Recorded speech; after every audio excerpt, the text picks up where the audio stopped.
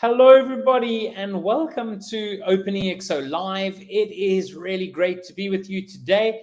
Evening for me here, actually a very chilly and cold evening here in Cape Town. It's supposed to be spring, but it's been snowing here.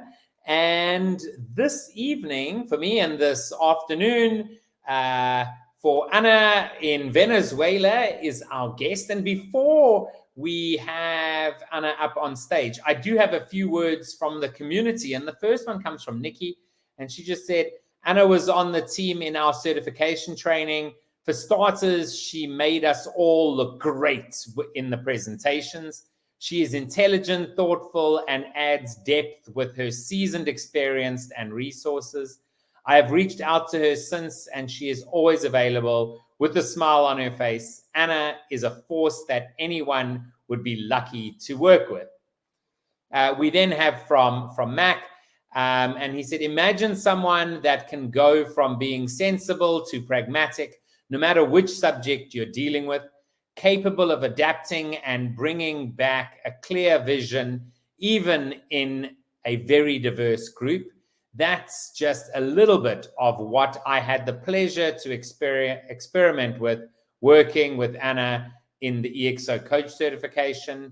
On top of that, add a very polite and gentle communication style that made all of us very comfortable within the Macanavi group. Lovely Ana. We then have from Karina. I met Ana when she was doing the EXO coach consultant certification. And from that moment, I was struck by her level of professionalism, the questions she asked, and her great curiosity to learn more about exponential technologies. Today, she is part of the EXO LATAM community, and we are very proud to have her continued participation, her desire to learn and share, and her involvement in the future of the community. Thank you, Ana. We also have from Fabian. Ana is an amazing person, consultant, trainer, and friend. She is always fueled by passion and purpose and has a truly unique way to connect and share her knowledge. She is very inspiring, knowledgeable, always willing to learn, and is not afraid of asking questions. One of the best students I've had. All the best, Ana. Big hug. And then lastly from Daya, Ana's coach certification cohort was quite a remarkable one, with enthusiastic participants and memorable discussions. She was certainly one of the drivers of progress, always connected to purpose, always compassionate, and pushing things forward in kind but steady ways. She's a great leader, curious to learn and share her experience at the same time. She is doing amazing work in South America, and I'm so happy to see her on OpenExO Live. And so with that, I want to welcome up Ana to the screen. How are you doing this afternoon? Hi, Kevin. I'm happy to be here with you. Thank you for the invitation. It is an absolute pleasure. And I always start out by just asking if you can share a little bit about you. For those people who don't know who Ana is, can you share a little bit about yourself and how you came to join the OpenExO community? Sure. As you may know, I am Venezuela. I had the opportunity to professionally train in Venezuela, but also in the United States. I have more than 25 years of professional experience managing projects, designing business model, and managing franchising and innovation. And with 3 partners and my closest friends, I have a consulting firm, and we have had the opportunity to work with different clients from different sectors and different sizes. And then they gave us the opportunity to adapt our solutions to the different needs of those clients. And I learned about EXO first from my partner, Manuel Belloso. who gave me Salim's book, and I started reading it. And it was an amazing shock for me because it was a different line of thinking for the business perspective. And then I realized that I could be certified within the Excel community, and I started that journey, and it was like a positive addiction, I will say. And I started doing that trail and did the certification, starting with the EXO Foundation, EXO Consultant, EXO Coach, and EXO Twin. And I finished that last year. Amazing. And so obviously the EXO model has right at the top, an MTP, a massive transformative purpose. Can you share with us what your personal MTP is? Yeah, sure. My MTP is to accelerate innovation in the organizations and with the people to whom I interact. And I want to be like a catalyst and help the organization and their teamwork to identify and materialize their growth and innovation opportunities. And for that, the EXO methodology is a great tool. No, absolutely. And I mean, obviously the EXO model is not super mainstream. Everyone within the community is like, oh, it makes the most sense. And there's so many organizations that potentially leverage some of the attributes without knowing it. But how would you say, why would you say exponential organizations and the whole model is, important for organizations to really understand and to implement? Yeah, I think the exponential organizational model is really important for all organizations to understand because otherwise they will become obsolete. There is always the temptation to keep using the things that have worked for us for years and became being in our comfort zone. But the world is changing extremely fast. So the companies that do not anticipate or at least adapt to those changes will be displayed by other players. No, absolutely. And so how would you say that you actually are leveraging EXO sort of in your daily work with clients? And I know, you also hold other roles, for example, in the Chamber of Commerce, etc. Yes, as I mentioned in my NTP, I really enjoy and like to share the exponential knowledge that I have acquired with the people around me, starting from my family and my partners, but also work with my clients and incorporate those knowledge in the projects that I carry for my clients, looking to incorporate the exponential attributes within their business models. Uh, right now, for example, we're working on a business ecosystem for a project for a client in the pharmaceutical sector, which involves aspects such as business intelligence, platforms, and community.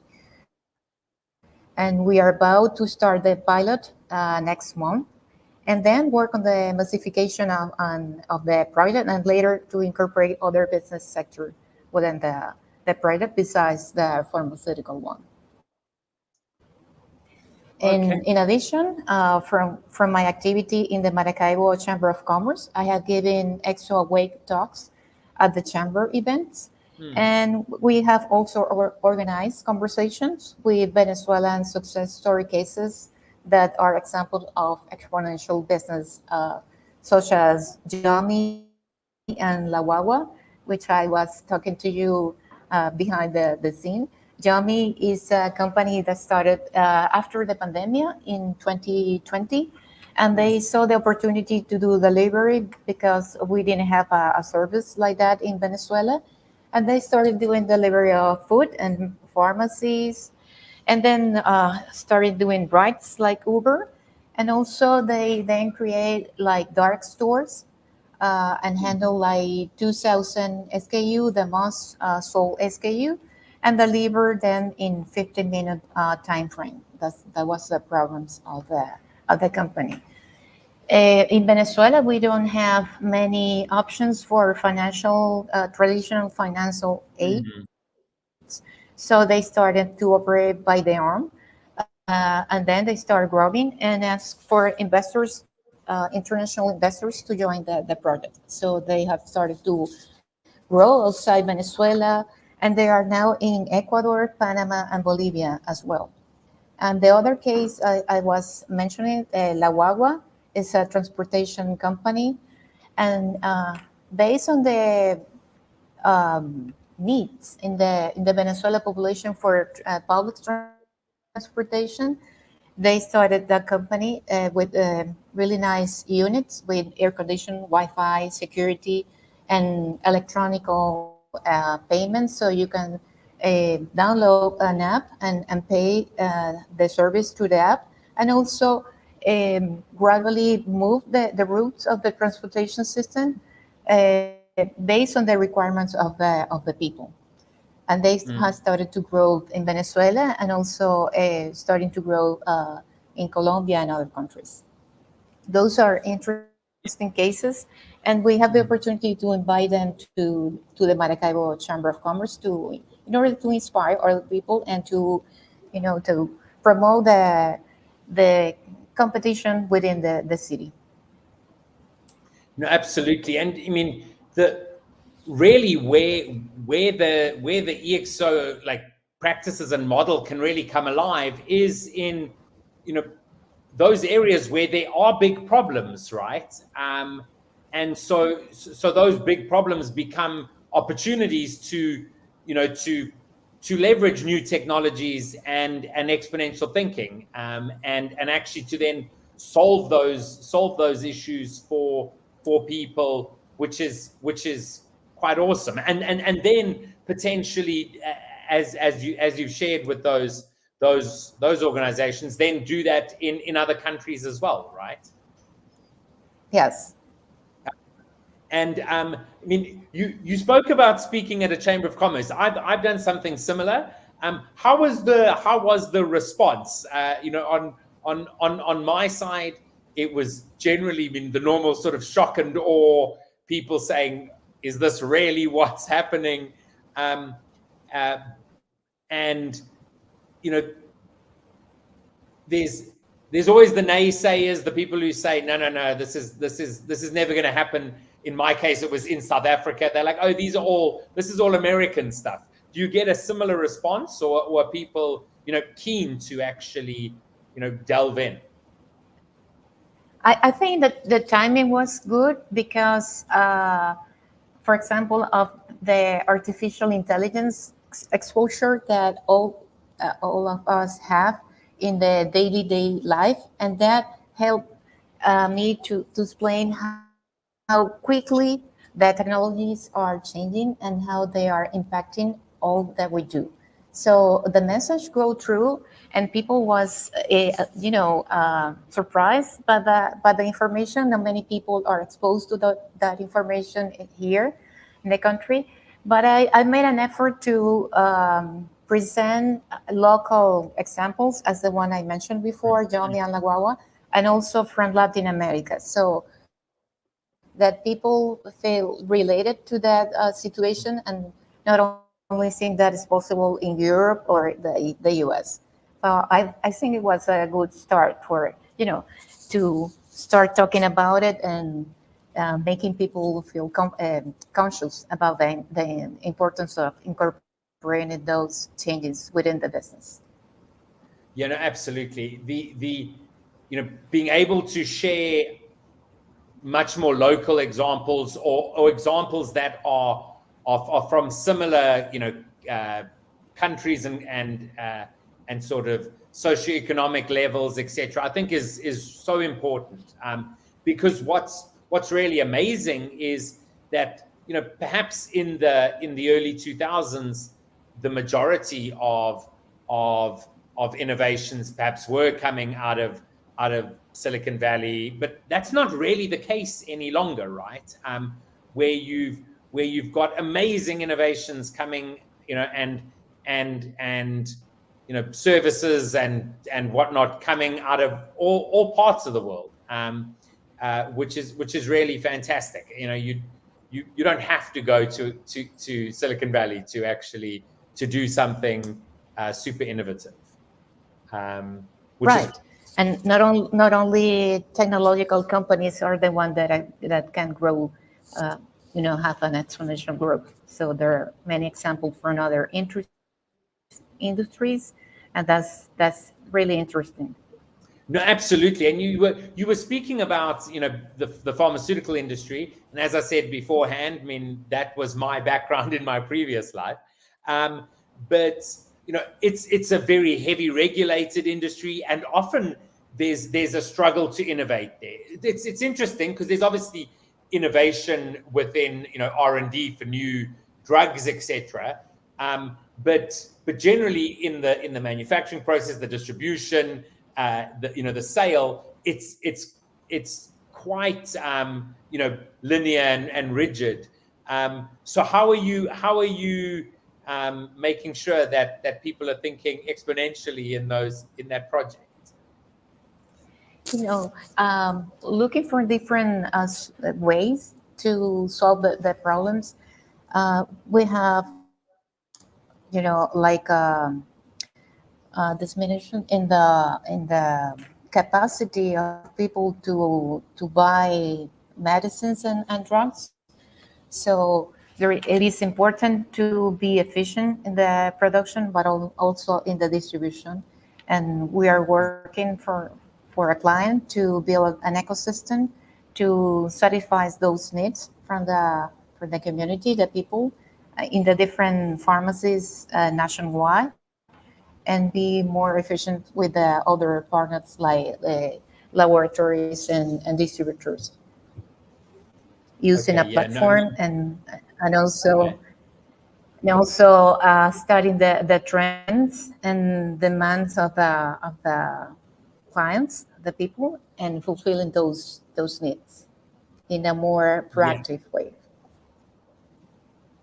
yeah, no, absolutely. I mean, if I go back to my days, the tiny amount of time I worked in a retail pharmacy, the computer screen was still black with green writing, and I know that there's still some pharmacies today. It's exactly the same, right? It's like a system that was written in the 80s, and they're like, but it works, so we're just going to continue using it.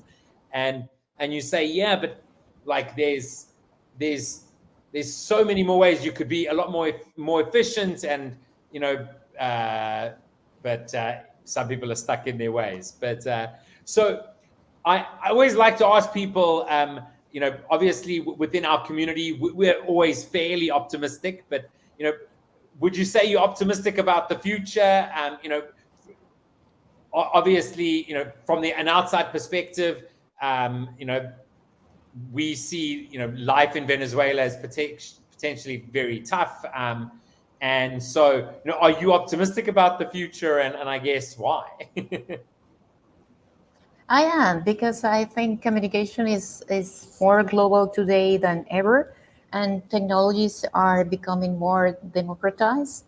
And that means that they are more accessible for many people, and there are multiple combinations to present different solutions to the problems we are facing. So, as Diamante says, we live in our era of abundance and possibilities.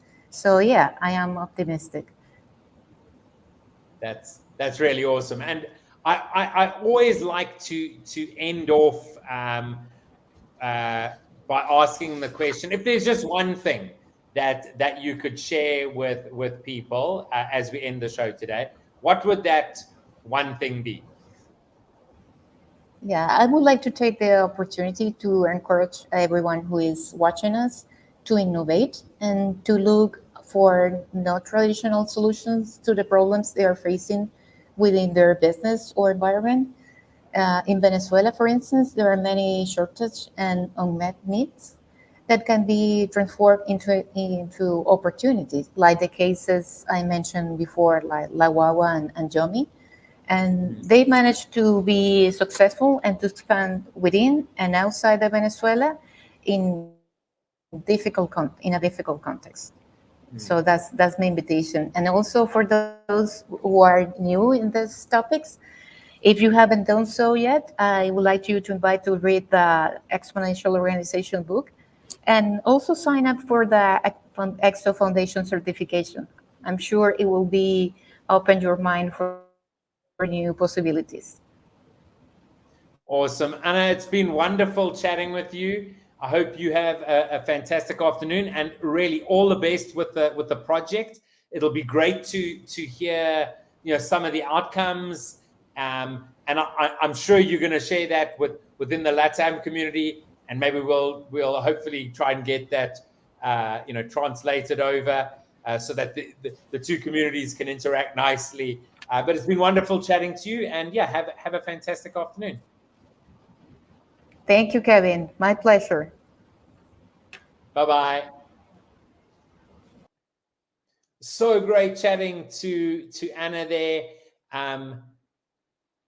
So awesome to hear about those examples of of organizations that have been built up from Venezuela, into other countries within Latin America. And so thank you everyone for joining us. It's been wonderful. I'm going to end off just with a clip reminding everybody about the September premium 3-for-1 offer that is available for the release of Exponential Organizations 2.0. If you haven't read Exponential Organizations 2.0, it is available digitally on the platform, on Kindle, and it is also now available in print. So that is all in English. All the translations should be coming out pretty soon, hopefully. And thank you, everybody, and we'll see you again soon.